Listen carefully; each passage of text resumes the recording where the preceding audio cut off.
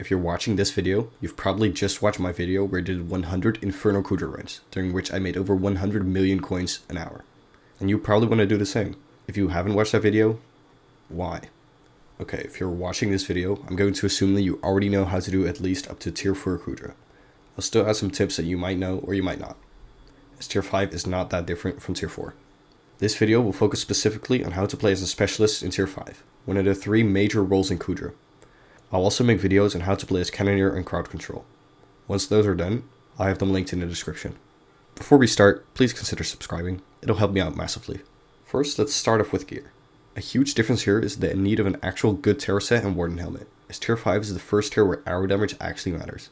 In order to not be bullied by your party members like you were in primary school, you will need at least 10-star burning terror with high level dominance attributes. You're going to want to use the fortuitous power in combination with your tuning points in order to get 100% attack speed and as close to 100% crit chance as you can get. This is easily done if you have a high level golden dragon and high magical power, somewhere in the range of 1000 or more. If you can afford it, a separate Terminator with power 7 and fatal tempo is a good upgrade as well.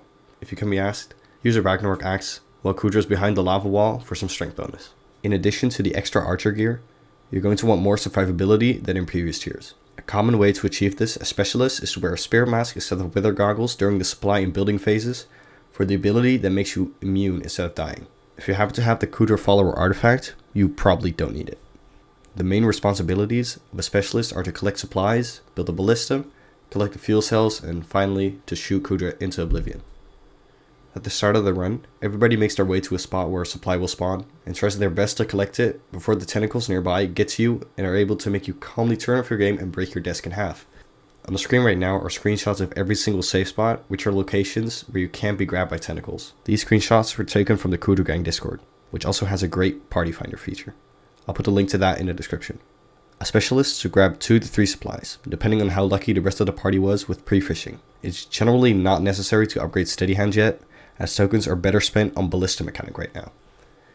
You would typically want around level 3 for a fast build. During the build phase, most of the clearing is done by the crowd control, but you might need to clear some mobs yourself if blazes decide to spawn, as those generally take longer to kill.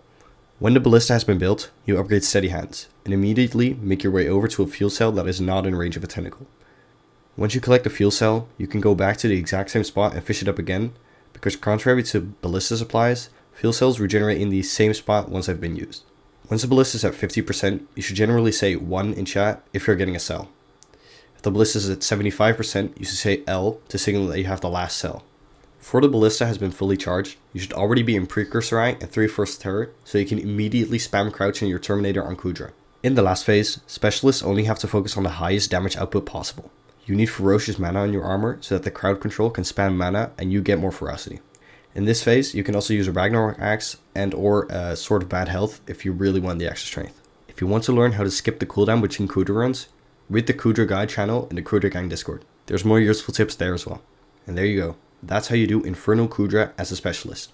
See ya.